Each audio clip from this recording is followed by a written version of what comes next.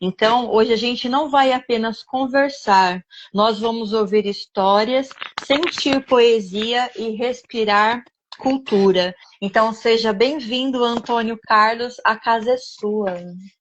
Obrigado, Cris. Muito obrigado aí, viu? Obrigado pelo convite.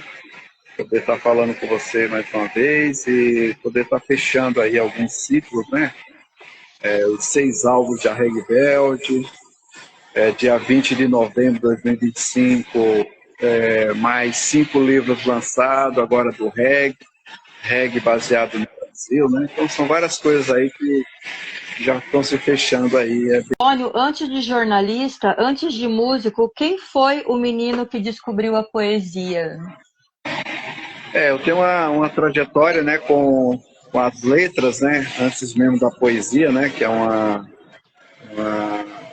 alfabetização que a gente fala tardia, né, aos 10 anos eu me alfabetizei e através aí dos gibis comecei a ter um interesse, né, pela leitura e a partir daí o meu interesse, né, pela escolarização e, obviamente, aperfeiçoando mais para a leitura. Quando cheguei ali no finalzinho da adolescência, ali, já entrando na fase adulta, me tornei eu diria que um leitor assíduo, né?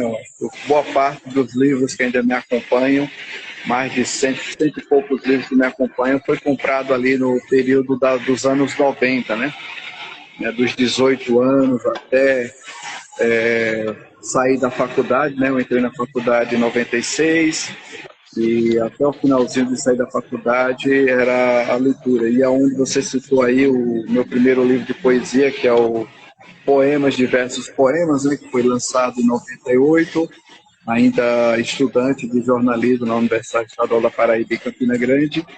Então esse período, né? Eu diria assim, da infância, ela foi realmente sendo construída pelas letras, né? E ao passo, claro, né, como leitor e depois passando para o balcão da escrita, né? Se for realmente datar a minha escrita, ela é dos anos 90, né?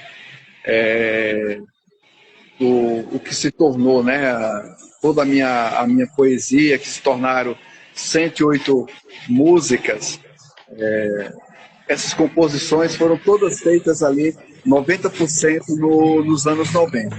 Quando eu cheguei em São Paulo, nos anos 2000, então já fazem aí 25 anos em São Paulo, eu comecei, logicamente, entrei para o jornalismo e a minha escrita passou a ser jornalística. E aí, obviamente, com parcerias que foram aparecendo, eu fui compondo, né, textos recentes, mas não chegou, acredito, uns 20 textos, né? Então, a grande maioria da minha obra, ela é realmente dos anos 90, a começar pelo livro, são 36 poemas, depois mais 36 poemas, que seria de um volume 2 desse livro, né?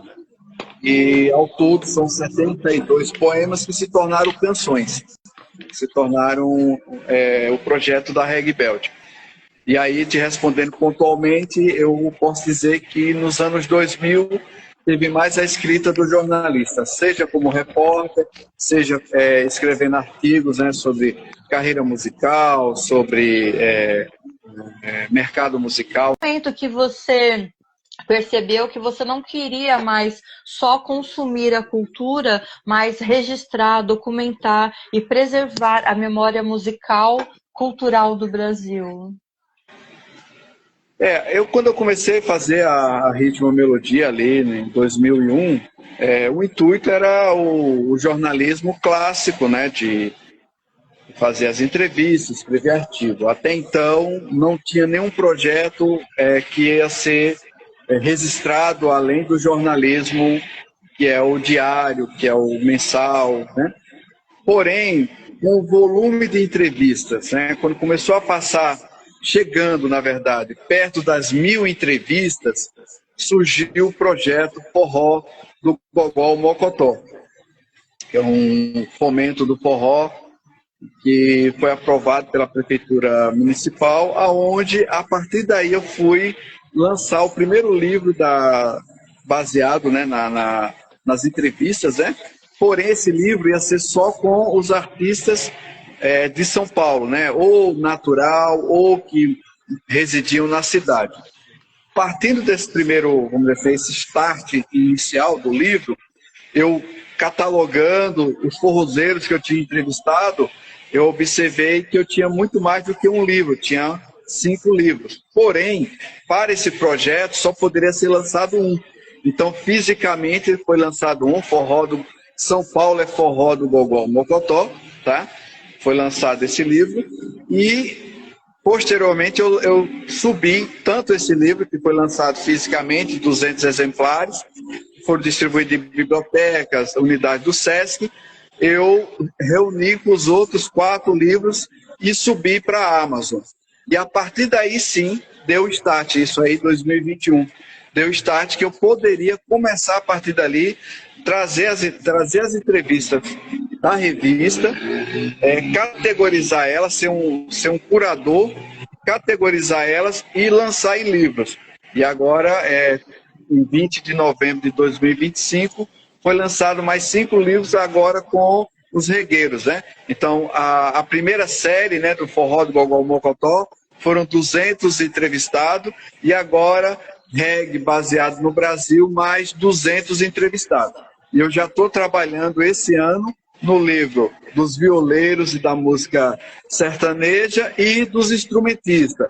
Aí vai ter o livro do baixista, o livro do pianista, tecladista, o livro do guitarrista barra violonista, né, o livro do baterista barra percussionista. Ou seja, essas mais de 1.400 entrevistas, elas já estão sendo trabalhadas para futuramente você ter aí uma biblioteca, no caso da revista, só que de forma categorizada. Eu quero saber sobre os artistas desse segmento. Lógico que na revista você tem como fazer a busca, mas aí você vai ter um livro onde você vai ter ali um direcionamento, né, para esse trabalho. E para fazer esse trabalho todo, você está fazendo de forma independente ou tem apoio? É de forma independente, né? A partir do minha dedicação do meu próprio trabalho, eu mesmo que faço os e-books, ou seja, eu gero os e-books e subo para a Amazon, né? Então não tem, aí logicamente tem o apoio, né, do meu web design, que na verdade o meu CEO da revista, que faz as capas, está fazendo as capas dos livros, que é o Guto Martins, né? Então somos eu e ele, mas apoio financeiro, o apoio de outras pessoas, não. Qual a maior dificuldade que você vê para fazer um trabalho tão amplo como este que você está fazendo de forma independente? A primeira dificuldade, porque a dificuldade de patrocínio, essa já está posta. Não tem o que fazer sobre ela. Porém, quando a gente vai fazer um trabalho desse, você espera que aquele que é o beneficiado direto, que é o músico, ele colabore cedendo as entrevistas, ele colabore entregando no prazo, ou seja, ele fazendo aquilo que vai ser importante para ele dentro do processo, né? Mas aí você tem essa dificuldade, porque você tem um prazo, no caso, mesmo que o prazo seja estabelecido por mim, se eu não disser até tal mês, eu não consigo fazer, né? Eu vou ficar sempre aguardando. Então, a dificuldade mesmo é operacional. E aí, é claro, isso, obviamente, especificamente para alguns livros. Agora, nesses próximos livros, eu já não vou ter mais esse problema, porque eu não vou estar buscando entrevistas novas, né? Mas no do forró, para ter realmente um mapeamento expressivo, tive que procurar novos forrozeiros, um foi indicando o outro, para o reggae mesmo, a mesma coisa. Então, mais de 40 regueiros não responderam à entrevista, alguns há mais de 5 anos com essa entrevista em mãos, e por N motivos, né, pessoais, ou de interesse, ou que seja, não fizeram. E aí, claro, aí quem vai ler sempre é aquela coisa, né, que é meio frustrante. Você faz um trabalho de Hércules, e aí vem a pessoa e fala, mas falta o João, mas falta o José, em vez de contabilizar quem de fato está. Sim, sim. Aí fica procurando quem não está, né? Alguns eu não conhecia, obviamente, né? Porque isso não se pretende ser, é um mapeamento a partir da minha revista, né? Mas não um dossiê do mundo, né? É a partir da minha revista. E outros é porque, né, a liberdade deles de ceder ou não ceder uma entrevista, é o direito deles. O projeto da Reggae Belt, quando ela surgiu, era para ser um único álbum, né? E o meu parceiro musical, o Savilá, quando ele fez as 10 melodias, eu imaginei que ali ia ser um trabalho único. Para ser um trabalho único, ia ser um trabalho de estúdio. E eu tive, né, a opção, na verdade, eu optei em fazer um trabalho aonde tivesse mais de Brasil e menos de Jamaica, tá? E o mais de Brasil não é no sentido que você não vai encontrar a Jamaica. Você vai encontrar a Jamaica no ritmo, você vai encontrar a Jamaica no clichê que é o reggae, desde da instrumentização, mas você não vai encontrar nessa caracterização, o que eu chamo que é proliferada pelo Bob Marley, o grande ícone, né? Que é as cores da Jamaica, seja no estereótipo, tá? E não é nada contra isso, é apenas porque ia ser um trabalho que ele ia se destinar àquilo. Esse foi a primeira ideia, tanto é que a capa, né? E aí é engraçado que as pessoas ficam atrás do vermelho, ficam atrás do verde e não percebe que eu carreguei no preto, né? Eu carreguei no preto. O logo é preto. A escala a gente fala que é do preto, né? Que é do preto, aí vai branco, aliás, é o branco, o cinza e o preto, né? A ideia passou a ser essa. Porque eu falei, bom, a negritude vai estar representada naquilo, né, que as pessoas, eu diria, visualmente, né?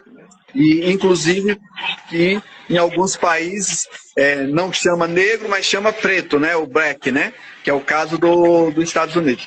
Então, isso foi subliminar. Eu coloquei isso como uma forma das pessoas identificarem, certo?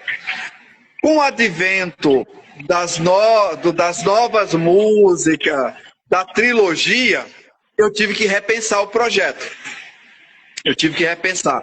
E aí o segundo álbum, o terceiro álbum, já vem com mais elementos, já incluí no instrumento o teclado, né? Já incluí mais elementos, né, do reggae, que o pessoal conceitua como roots, né? E trouxe mais isso aí. Porém, a minha persona, que aí é a imagem, né? Eu resolvi não ser um cosplay de jamaicano. É uma opção. De novo, é uma opção. Eu falei, não vai dar para eu ficar... isso não, eu não vou estar sendo verdadeiro com isso, né? Primeiro porque eu sou brasileiro, obviamente, né? Então eu vou buscar aquilo que identifica a minha musicalidade e a minha persona. Eu resolvi não ser um cosplay de jamaicano. É uma opção. De novo, é uma opção. Eu falei, não vai dar para eu ficar... isso não, eu não vou estar sendo verdadeiro com isso, né? Primeiro porque eu sou brasileiro, obviamente, né? Então eu vou buscar aquilo que identifica a minha musicalidade e a minha persona. E aí é uma persona que... você já deve ter visto, é uma roupa mais despojada, com cores mais, o que a gente fala, cores primárias, né? O branco, o preto, o bege, né? Cores primárias de bata e tudo mais. E buscando isso, buscando que as pessoas não fiquem no visual, mas fiquem no som. No som, ou seja, aquela figura visual apenas seja um portador daquilo que ele está cantando, daquilo que ele acredita. E o meu reggae é muito roots aonde? Na letra, nos temas sociais, na minha postura, né, na coerência, é isso que dá. E não numa figuração. A relação, né, que tem do forró com reggae não é do forró em si, mas é de um dos ritmos que compõe esse universo do forró, que é o shot, né? O shot é considerado no forró aquela parte que é um pouco mais lenta, é uma música mais lenta, mais cadenciada. O pessoal chama que a música para dançar mais agarradinho, porque tem o forró arrasta-pé, que ele é da marcha, que ele é rapidão, rapidão. E o shot não, ele é mais compassado. E aí, falando, obviamente, musicalmente, eu vou tentar falar o mais didático que o músico possa entender e que a pessoa que não é músico também possa entender, né? Existe, tanto em um como outro, o que a gente chama de tempo forte, que é o tempo no contratempo. O contratempo do shot aliás, o tempo forte no shot é no contratempo. Né? Muda apenas que não é tão sequinho como o reggae. O reggae é mais facão, ele é mais cortante, né? E aí, claro que essa identificação sonora, ela tá, mas ela não tem identificação, por acaso, com os temas tratados, né? Os temas tratados. O shot, ele realmente está mais para o love. Você vai ver o shot mais tratando das coisas amorosas, mais tratando das coisas do chamego, mais das coisas da natureza, né? Não que você não vai ter um shot que trate de coisas sociais, mas não se caracterizou por isso, né? Mas tem isso. E claro, o pessoal lá no Maranhão, claro que tudo que eu estou falando é o que eu imagino, né? Mas eles não têm muita certeza por que o reggae lá é dançado agarradinho, né? Alguns dizem que é porque naquele momento que as pessoas que colocavam a sessão, né? Ou seja, o DJ colocava a sessão de reggae, o som caía, né? Porque eles vinham ali com funk, possível funk americano, com músicas mais aceleradas, com rock and roll, e daqui a pouco o baile caía ali para aquela coisa mais lenta. Né? O BPM do reggae é 60, 65, 72. O das outras músicas tradicionais é 120, rock and roll. E nesse momento as pessoas já um pouco suado, iam ali para dançar. Era uma forma de descansar dançando, sem parar, né? E esse daí faz o recurso da dança. Possivelmente o bailado disso daí deve ter, seja na memória afetiva, né, porque as pessoas vêm de outras regiões do Nordeste, que o forró estava ali, meio envolvido ali. Não que aquilo que eles dançam são forró, né, isso que eu estou dizendo. Mas claramente, se você pega o arrasta-pé, você pega e coloca ele um pouco mais lento, você tem ali um espaço semelhante, tá? Então, tem também, vamos dizer assim, e claro, né, música feita é sempre bom separar, né? O reggae feito na Baixada Fluminense, Cidade Negra, o Rapa e tal, e o reggae feito no Nordeste, da Bahia para cima, né? E mesmo da Bahia para cima ainda tem diferença. O reggae da Bahia é o reggae do Maranhão é outro. Tem um slogan, né, que a Reggae Belt é para pensar e dançar, né? Então, a primeira trilogia que é reggae baseada em poesia, a carga maior é a social. A carga maior é a social, certo? Se você vai para o Loves, pelo próprio nome, né, Reggae Belt Loves, a carga é mais amorosa.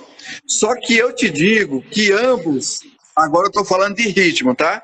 Agora eu falo que ambos dá para dançar. Inclusive, eu fiz uma playlist para mostrar isso, que eu coloco Reggae Belt dançando agarradinho.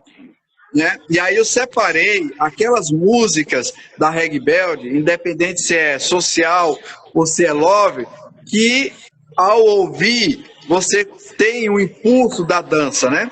Tem um impulso da dança.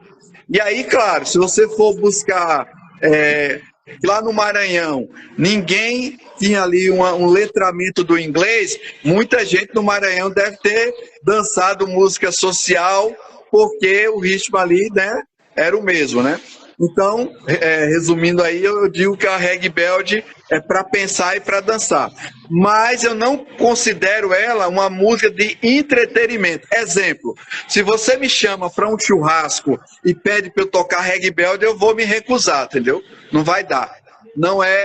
Para mim não é coerente as duas coisas juntas. Porque ali você está em outro ambiente, né? Está em outra atmosfera, né? Eu prefiro realmente passar a música em um ambiente que as pessoas estejam ali para um foco mais na letra, um foco mais na consciência. Aproveito aí para dar uma boa noite para a Daniela Bontempo, minha parceira musical na música Forró do Gogó Mocotó. Participou também em 2 canções do segundo álbum da Reg Belt, né?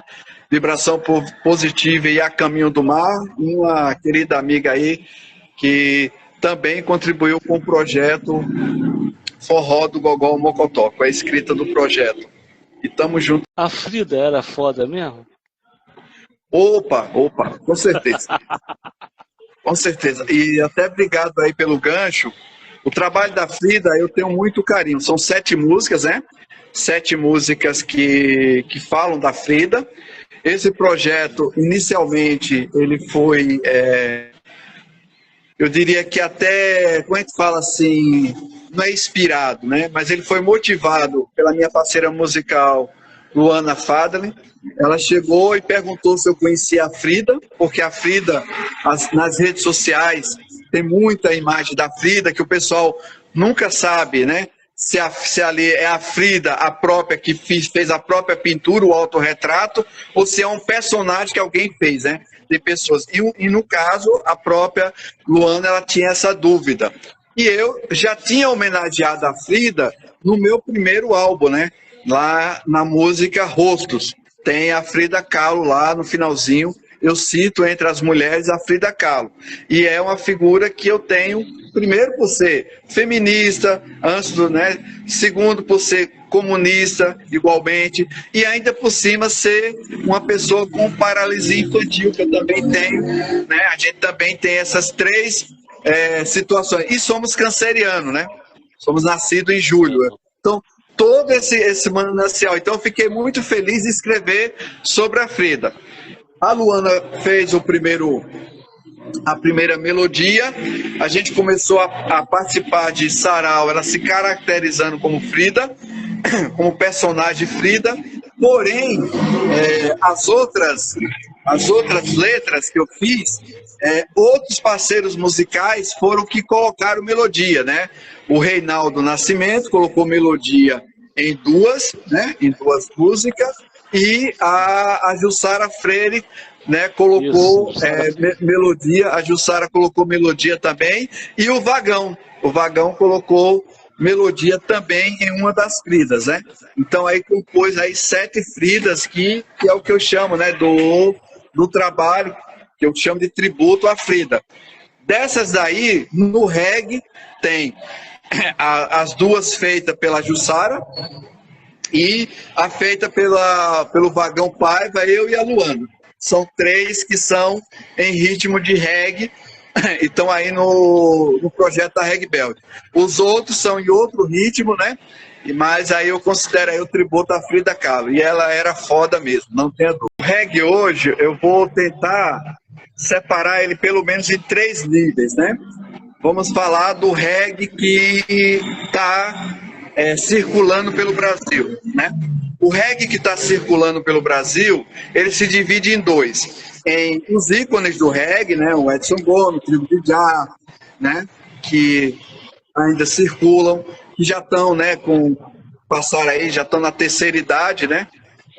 Mas estão circulando firme e forte. O Edson Gomes um pouco mais com a saúde mais debilitada.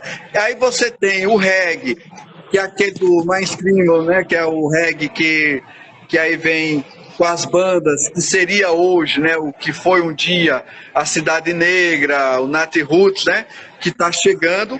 Esse reggae, ele comunica mais com o público, que não é o público, por exemplo, da Tribo, nem do Edson Gomes, né, é um público que está chegando desde de bandas que fizeram, e tem nesse meio aí, meio que tanto essas que chegaram e fazem, aquelas bandas ali do final dos anos 90, né, que eles também, algumas deixaram de existir, outras persistem, né, que eles, né, tiveram sucesso nos anos 90 e persistem, porém, você não vê mais com tanta força, né. Então, eu estou dizendo isso porque quando você pega os lugares que dizem, né, que é a República do Reggae, né, o próprio Encontro das Tribos, você observa que esse cenário que esses eventos apresentam, eles não comunicam com a realidade, né? Ou ele está num passado ali, ou seja, o pessoal fazendo as músicas, né, que eu até falo, que é o repertório, né, que se tornou ali, quiserem se tornarem conhecidos, né? Não há uma renovação de palco, né? Não há uma renovação chegando bandas, né? Chegando artistas, não há essa renovação. Isso eu estou falando nos eventos, tá? Aí, como eu tenho um trabalho com as entrevistas, e aí, pelo menos aí, 200 entrevistas, fora mais ou menos 40 que não responderam, fora mais ou menos uns 100 que eu não conheço, você vê que tem muita gente fazendo reggae, mas não existe eu diria que um cenário de reggae de resistência, onde para mim eu interesso mais, porque esses outros eles já estão com o seu pão de cada dia garantido, já estão com o seu circuito garantido, sigam a vida. Mas aqueles que estão com a bandeira do reggae, levando o reggae de resistência, como diz, né, o reggae de resistência, esse cenário ele está pulverizado. Ele não tem, você também conhece um pouco disso, ele não se une para manter uma cena, seja em São Paulo, seja no Rio, seja no Nordeste, para manter uma cena coesa, uma cena até de intercâmbio, uma cena de você ir para a quebrada do outro, fazer esse vai e volta, ter realmente um reggae de resistência.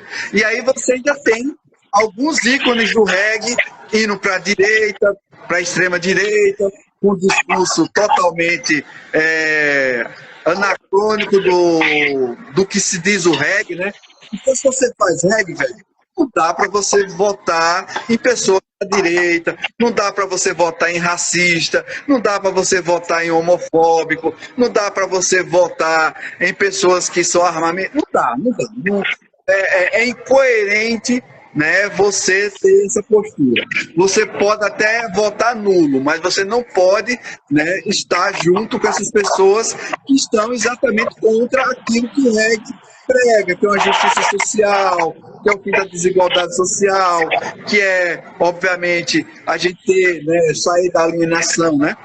Então, você observa que tá meio fora, né? Eu acho que os dreads do Bob Marley iam se arrepiar, né, vendo essa história chegar, né? Mesmo o Bob Marley tendo a sua religiosidade, que também, mas ainda era uma pessoa combativa ali dentro da época dele. Então, para fechar esse raciocínio, dentro da nossa época, os regueiros estão mais religiosos, não que eles não possam ser, mas estão mais religiosos do que sociais. Não é só falar do reggae, aí a gente tem que falar das pessoas, né? Aí a pergunta vai, por que é que o país, depois de uma ditadura, elegeu um extremista? Por que é que o país, depois de uma ditadura, tem pessoas na rua pedindo a volta da ditadura, né? Isso daí influencia também o regueiro que escuta reggae, que também vota nessas pessoas, e influencia também o artista de reggae. A única coisa é que o artista de reggae, ele tem uma responsabilidade social. Esse aí não dá para passar o pano, né? Ele não dá para dizer, esse sistema é vampiro e eu vou votar no Bolsonaro. Não dá. Não tem como. Ou o sistema é vampiro, né, e eu não voto nessa criatura, ou eu estou realmente cantando uma coisa que não tem sentido, né? Então, você não pode falar Babilônia em chama e não ter uma posição incisiva nessa Babilônia que continua em chama, né? Você não pode ter uma visão social na sua letra e, como cidadão, você está em uma condição oposta. Então, isso faz com que você não tenha unidade, né? Isso faz com que coisas como esse trabalho coletivo que eu faço não tenha ressonância, porque é um trabalho que eu estou colocando os ícones do reggae e aquele que está chegando no reggae no mesmo patamar. Ou seja, um céu com todas as estrelas, cada um com seu brilho, cada um com seu potencial. Não tem, só vou falar daqueles, né, que é o que acontece com os eventos de reggae, com a minha panela, com aqueles ali favorecidos. Então, o que ocorre é isso, ou você começa, e aí, claro, é evidente que eu estou no meu lugar de fala. Eu, como reggae belt, não passo pano. Eu, como reggae belt, vou realmente colocar em exposição essas pessoas e, obviamente, esses artistas, e que realmente eles, né, tomem uma atitude, né, ou eles estão realmente no mesmo barco, né, que é de uma cidadania decente, ou, velho, se calem, né, porque não dá para você ganhar dinheiro com a coisa que você não está sendo coerente com aquilo. Muito se fala de um monopólio dentro do reggae e que acaba fazendo com que não haja nada de novo, é sempre mais do mesmo. Como que você vê essa situação de monopólio? Na verdade, o monopólio existe, mas o novo existe também, né? O que ocorre é que essas pessoas, e aí de novo citando uma letra conhecida, magnatas e regueiros. Os regueiros gostam de reggae e os magnatas gostam de dinheiro.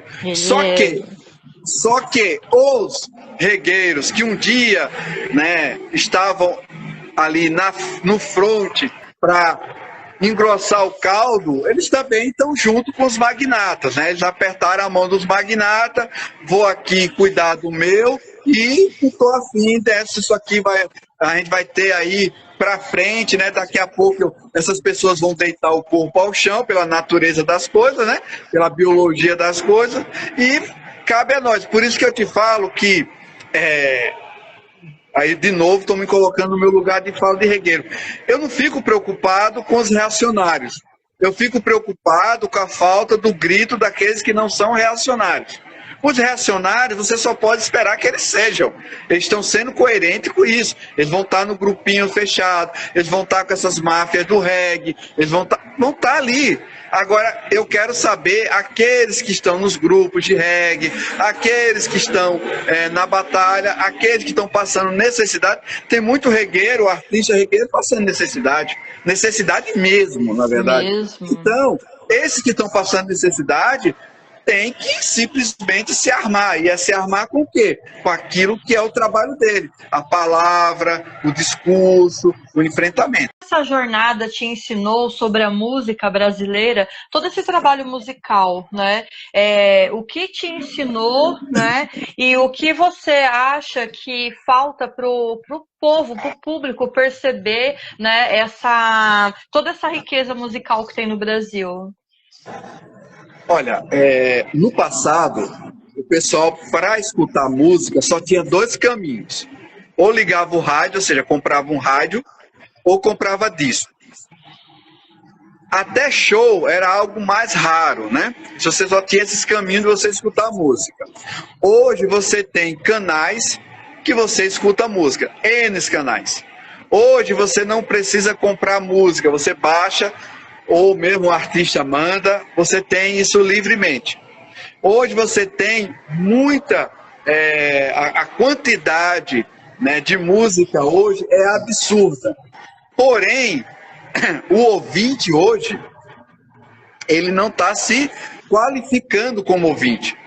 Ele tem a condição do acesso, tá? Ele coloca tudo no mesmo balaio, né? Quando você vai apresentar uma música, então antes as pessoas iam, né? Quem passou dos 50 anos, ia atrás de saber o que estava rolando, gravar fita cassete, pesquisar, era uma luta para você, parava para escutar um disco inteiro, né?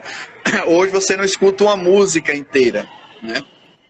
Então, esse fenômeno, e aí ainda você tem que escutar as pessoas falando que não tem nada boa. Bom, boa tem, isso eu posso te garantir. Boa tem, eu posso te garantir nesses 25 anos com a revista, né, mais de 1.400 entrevistas, onde são artistas, a sua grande maioria, com trabalhos maravilhosos. Ou seja, você está comendo, né, o reggae é outra questão. Isso, reggae, qualquer outro gênero musical. Então, agora, em contrapartida, aquela máxima, né? O artista tem que ir onde o povo hoje tem que ser com mais forte, tem que ser com maior mobilização, tem que ser com maior organização, tem que ser realmente evangelizador no sentido de porta em porta, muitas das vezes chegar com o pé na porta, porque muitas vão ser fechadas, trabalhar mais para ser uma forma de concretizar os seus trabalhos, tá? Então tudo isso é, como eu te falei, é uma conjuntura. O que cabe ao artista, é sair do muro da lamentação, não vai resolver nada, pegar a sua música, embalar, deixar ela pronta, ter disponibilidade quando as pessoas pedirem material, ele ter para fornecer, só isso. O restante, né, não tem o que fazer, porque é o outro que vai ter que fazer, ter a disponibilidade de escutar o que esses artistas estão fazendo. Como eu falei logo no começo, o meu trabalho, ele é reggae, ponto. Ele não tem os clichês imagéticos do reggae. A minha imagem, ele é feito por uma pessoa que é ateu. Então, eu respeito a religião dos outros e não prego religião no meu som. O meu som é social. O meu som é humano. Então, assim, eu não acho que o Rastafari ele vai procurar escutar o meu som. Agora, se ele for procurar escutar um som social, aí a gente perto do diálogo. Se ele for escutar um som que esteja em combate com injustiça social, com a conscientização, ele vai estar no meu som. Na parte sonora, porque para entender, você não é religiosa. Na parte sonora, eu não me comunico com ele, então, mais com reggae, mais metrônomo lento, o caráter mais ali dos tambores. Então, tá tudo certo também, tá tudo certo, né? Agora, o que eu te digo é, a preocupação não é o Rastafari escutar música da Rastafari, pelo contrário, continua escutando, entendeu? Que ele continua escutando. O reggae, que tem mais alinhamento, né, com a concepção Rastafari, não tem problema. É a mesma coisa, fazendo um paralelo, do rock and roll, um escutar heavy metal, outro escutar punk rock, outro escutar o rock pop, o outro escutar percebe? Eu acredito que é só respeitar cada universo, todo mundo está fazendo rock, todo mundo tem atitude rock, tem o gosto musical dentro dessa seara diferente. Eu penso muito isso. O meu reggae estaria mais para quem tem o ouvido aberto para a música brasileira. O meu reggae está mais para quem tem o ouvido aberto para o que chama-se de New Roots, né, com outras sonoridades. Até porque não dá para você passar 50 anos do primeiro disco do Bob Marley ou mais, e você está buscando a mesma timbragem, a não ser que você queira fazer uma pesquisa. Aí é legítimo. Eu quero tocar o ramo de lado que o Bob Marley tocou, eu quero que o timbre do bar. Aí beleza, aí é uma questão, né, de predileção, estética e tal. Mas você tem que ir avançando conforme a própria natureza, né, do que está chegando, né? Eu diria que o meu reggae está mais próximo do Caia na Gandé do Gilberto Gil. Estou mandando um abraço aí pro Nito, meu Joselito, que gravou aí meus forrós. São 8 forrós em parceria com o João Gonçalves. Ele fez aí um tributo a João Gonçalves, meu conterrâneo. Breve aí a gente está lançando esse trabalho. São 8 músicas minhas em parceria com o João Gonçalves, saudoso João Gonçalves, e que o Nito gravou aí esses forróis aí. Bom, rapaz, assim, eu nunca vou algo para desistir. Eu não tenho essa... Se é para eu desistir, eu nem começo. Eu nem começo. Então, eu posso dizer, exemplo, da Reggae Belt. Se você me pergunta, você vai gravar mais Reggae Belt? Não. O que eu tinha de dizer sobre reggae está dito nesses 6 álbuns, nessas 72 músicas. Então, de Reggae Belt, tampa do caixão fechada. Eu não tenho mais o que dizer. Eu já me sinto contemplado com isso, né? Então, esse é um ponto. As outras músicas minhas são gravadas em outros ritmos, falei agora, do Nitro no forró, na MPB, no rock, etc., né? E como autor, aquele que escreve a letra, alguns parceiros meus que pediam essa colaboração, eu vou colaborar, mas eles que vão gravar na obra deles. Então, eu não considero desistir, mas eu encerrei o ciclo, Reggae Belt. Com o jornalismo, aí eu posso dizer que vai até enquanto vida eu tiver. Pode ser passando essas entrevistas para livro, escrevendo como a minha experiência com o jornalismo, pretendo também escrever, né? Até porque o meu jornalismo ele é feito no século XXI. Os meus contemporâneos de jornalismo falam do século XX para trás. Agora, jornalismo 25 anos dentro é o meu trabalho.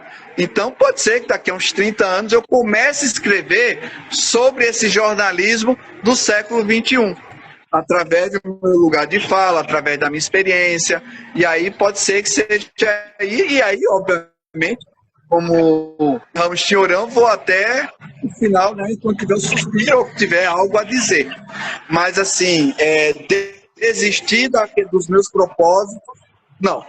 Se eu percebo que não tem sentido, eu nem começo. E aquilo que eu tenho sentido, eu aplico marcha e vou com toda a energia. A cultura, ela não é homogênea. Você sempre teve cultura elitista, que atendia uma classe social. Você tinha cultura periférica, que atendia outra classe social. A cultura, ela tem que ser vista como expressão, é uma unanimidade, ela não é homogênea. Mas ela é homogênea. Porque imagine se prevalecesse uma única cultura, mesmo que seja aquela que a gente considera a melhor. Como é que a gente ia saber se essa era, entendeu? Se fosse única. O legal da cultura é nunca, jamais perder o senso crítico. É eu não abrir mão de estar fazendo, criticando, fazendo, criticando, fazendo. Quando eu achar que eu estou na perfeição, aí eu já não estou mais agindo com senso rebelde em sala de aula, aonde eu levo as minhas músicas para serem criticadas, avaliadas, falar que é uma porcaria e tô lá, põe a cara na tapa. Termino de cantar e digo, bom, agora é com vocês. O que vocês acham disso que eu expus? Adivinhe sua opinião. Então, esse é o interessante. É você deixar vivo a cultura ali, pulsante. Né? O artista, ele não pode...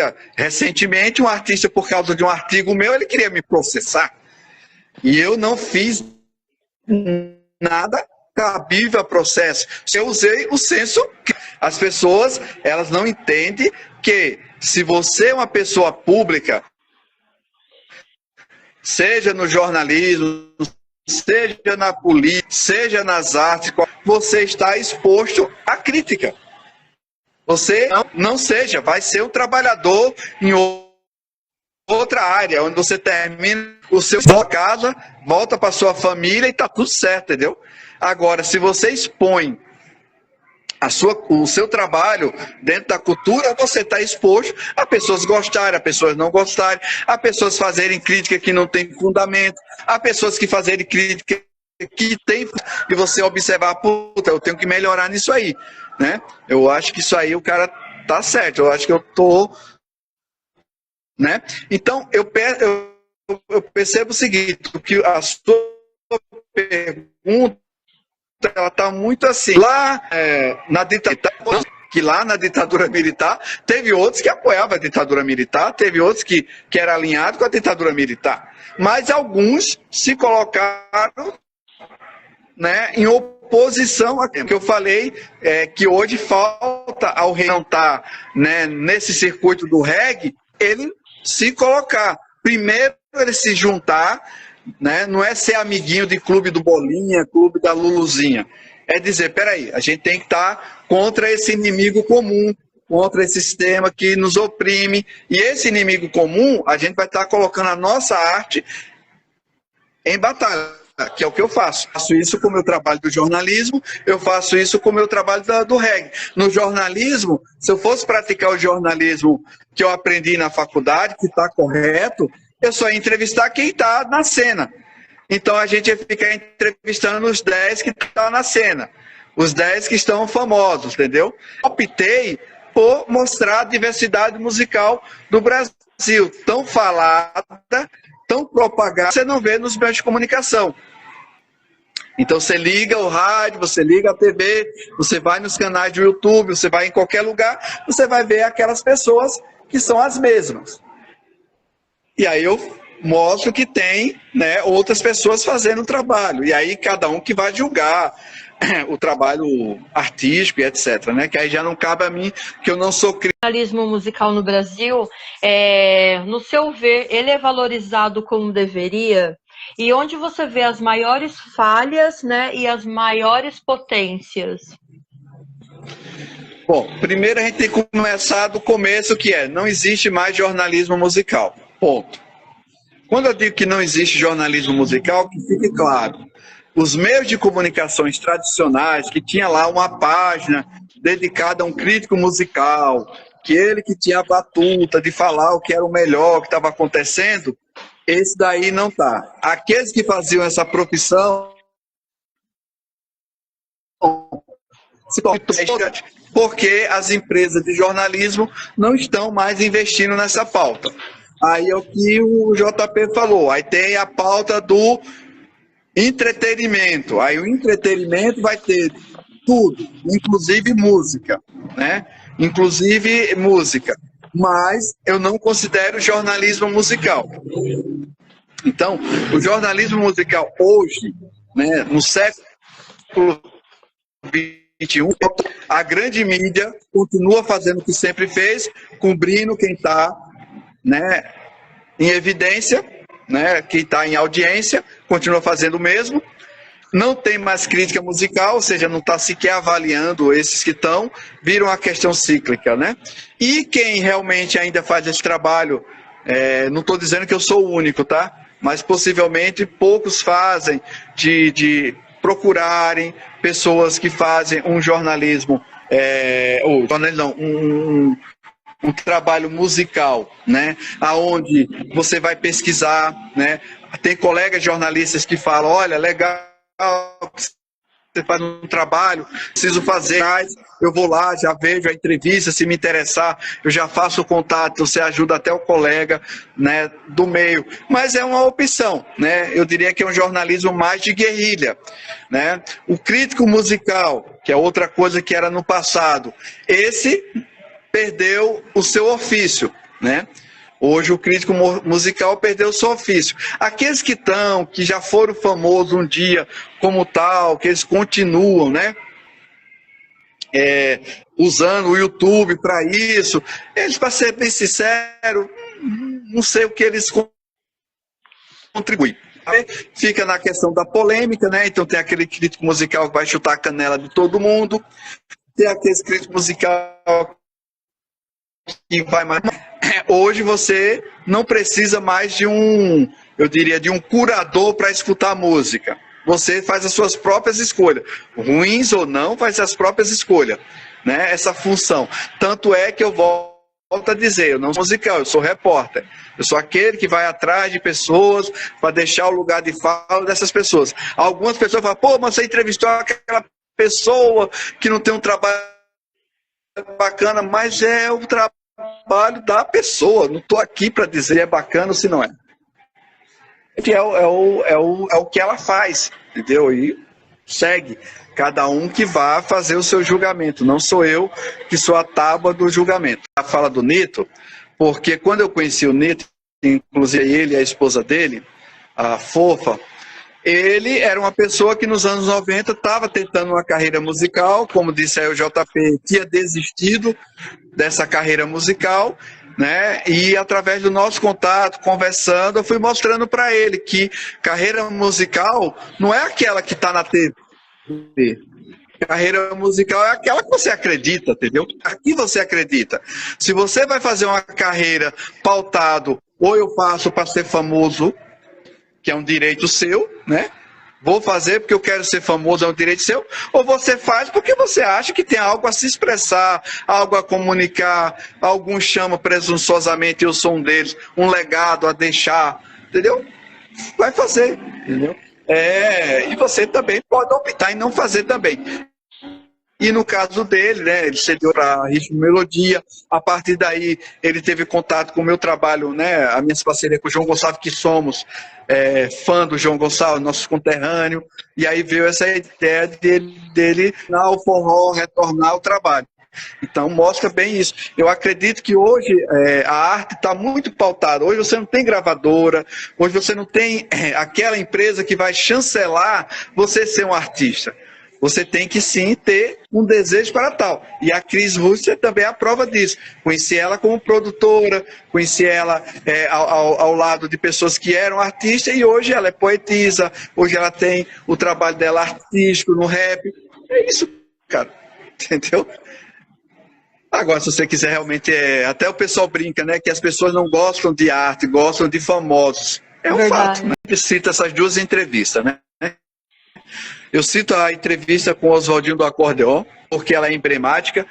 Depois de gravar 3 fitas de entrevista, já tinha acabado as fitas cassete, ele vai e fala para mim se pôr uma carona, né? E eu pergunto, não, eu tô perto aqui do metrô, não precisa. Não, mas é para onde? Aí eu falei, ele falou, não, eu quero dar uma carona para você, que eu quero continuar a nossa conversa. Foi a primeira vez que alguém me entrevistou, não perguntou quanto eu ganho, com quantos famosos eu toquei, como é ser, porque o Oswaldinho é uma pessoa conhecida nacionalmente, né, dentro do gênero dele, e a gente só falou de música. Ou seja, eu vi ali que o meu trabalho estava sendo feito, porque o meu foco é falar sobre música, carreira musical, mercado musical. E a outra também que me impactou foi a entrevista com o Gilberto Gil.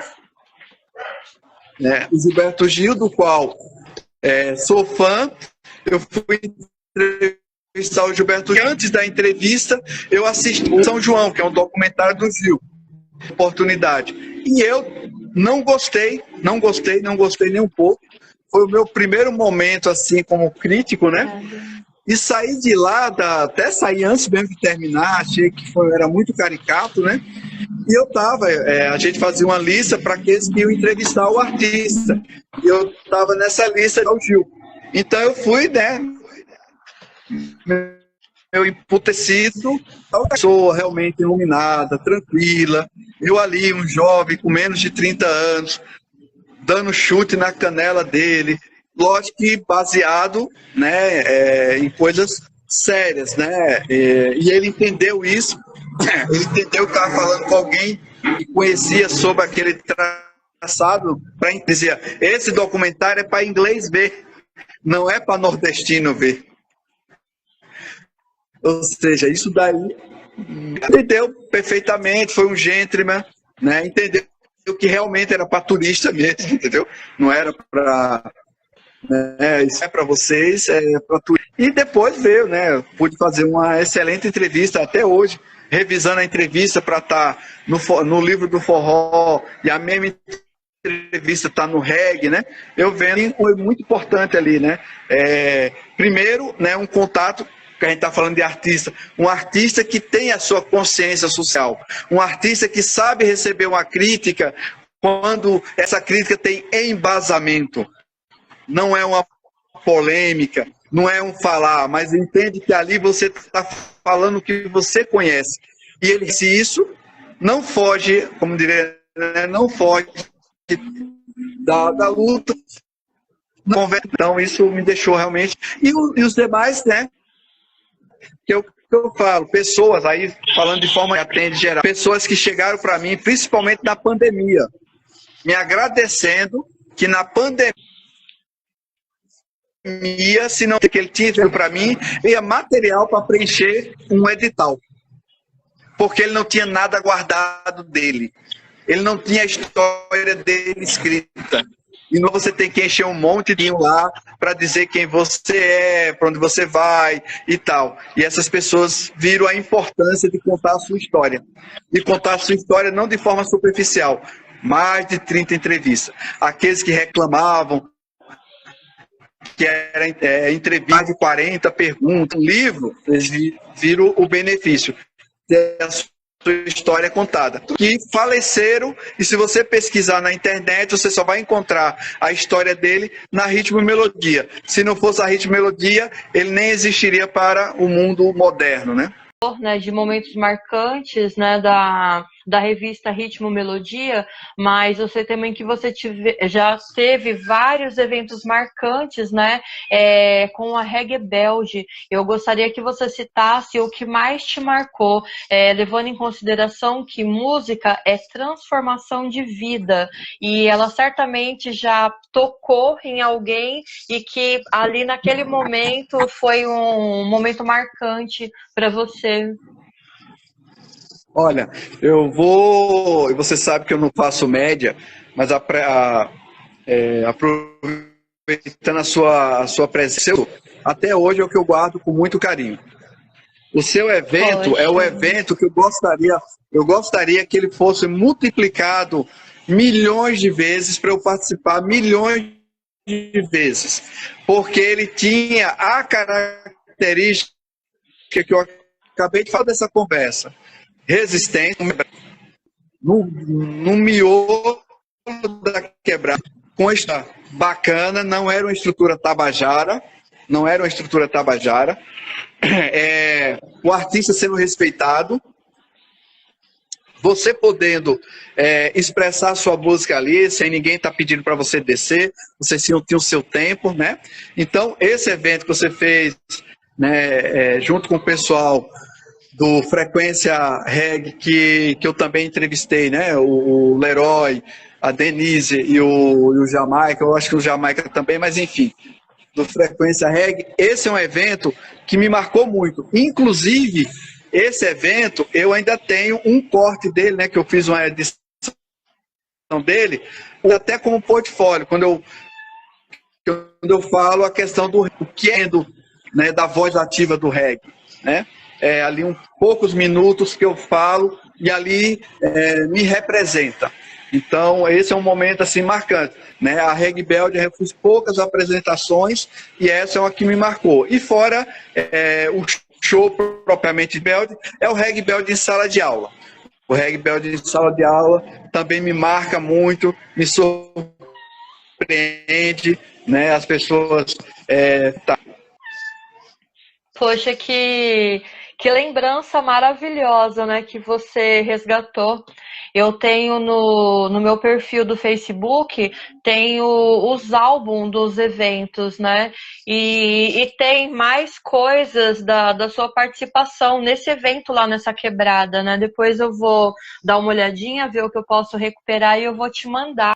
Depois de 25 anos de revista... eu não falo em aposentadoria da revista, né? Mas em 25 anos de revista, eu acho que o que eu imaginei fazer, eu fiz ano-luz mais do que eu imaginei, né? Eu imaginei uma revista musical, mas eu jamais pensei em ser. Então, de ser o que se tornou, né? Sem patrocínio, fazendo com integridade, fazendo com honestidade até hoje, né?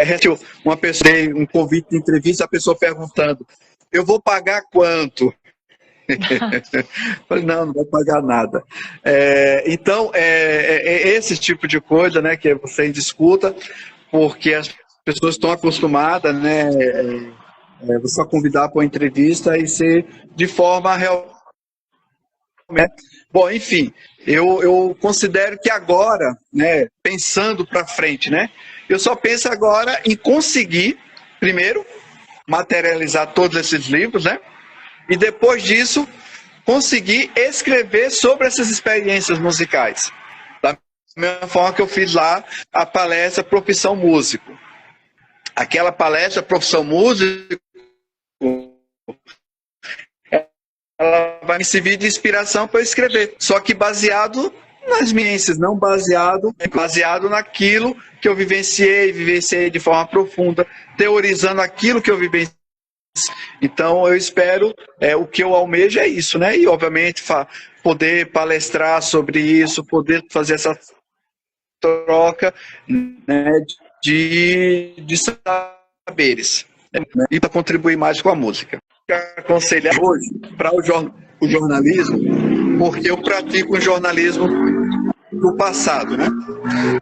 Hoje, realmente, a pessoa que quer entrar no jornalismo hoje, ele vai enfrentar muitas barreiras. Primeiro, uma disputa desumana. Eu mesmo não teria esse tesão, vamos dizer assim, porque ele vai disputar com influência, com YouTube, ele vai disputar com N's, e ele vai ter essa área, que ele não vai ter empresa jornalística para trabalhar, né? Então ele vai ter que criar o seu meio de comunicação. E eu não vejo a geração nova, com 20 anos, tendo essa mesma disponibilidade que eu, aos 53, tive quando eu tinha 28 anos, de fazer um trabalho voluntarioso. Não vejo, né? Então, ou as pessoas realmente vão se super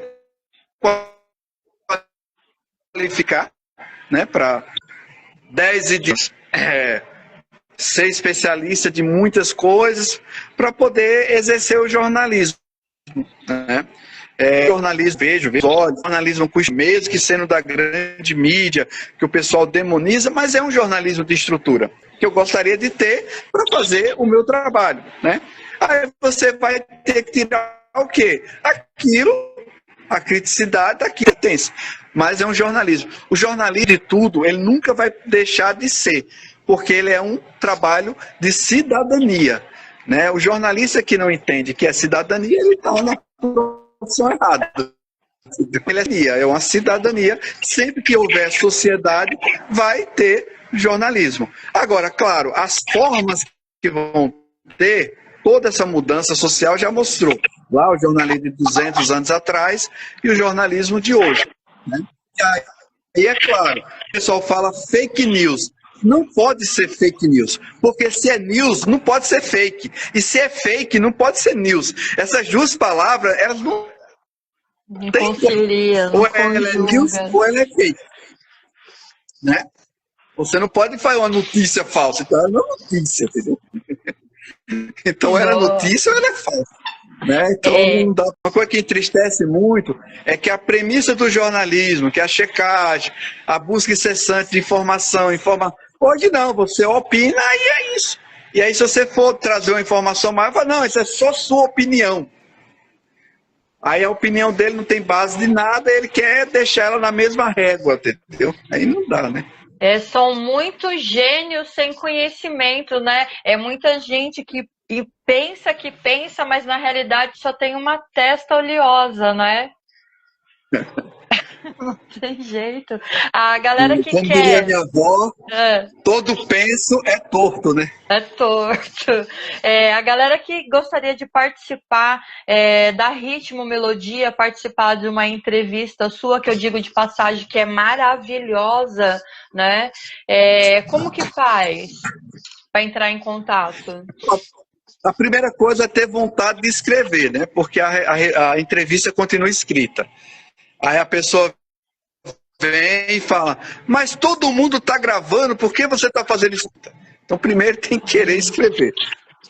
Esse é o primeiro ponto, que é uma revista escrita, não é um podcast, não é uma entrevista como a gente está fazendo, é escrita, só é isso. Se tivesse segredo, entrar em contato comigo, seja pelo WhatsApp, que é o 11 99853 5545, ou mesmo no acesso à revista, que é www.ritmomelodia.br, vai ter os contatos de e-mail, ou mesmo mandando e-mail direto, que é o ritmomelodia@hotmail, ritmo da forma que é escrita, melodia da forma que é escrita, tudo junto, @hot, os canais de chegar e a entrevista vai rolar.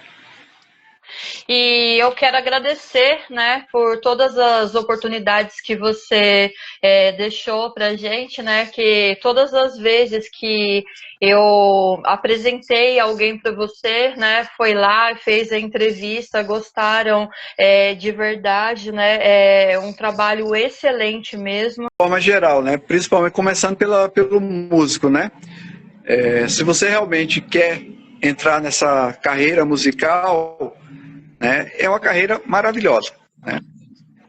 Agora entre pela carreira musical. O que vai acontecer com a sua carreira musical é consequência. Agora, se você quer uma carreira que te dê recursos financeiros, né, prestígio, você pode procurar outras coisas, porque tem até mais, né? Lícitas e ilícitas, tem bastante coisa, entendeu? Então, você também tem. Basicamente, a música é uma expressão artística. Se você acha que tem algo a se expressar, se isso é muito forte, mais forte do que você não se expressar, se expresse. Né? Esteja ali consciente que os aplausos, os que vêm, você agradece. Né? Agora, não fique só pelos aplausos, fique pelo aquilo que você está construindo.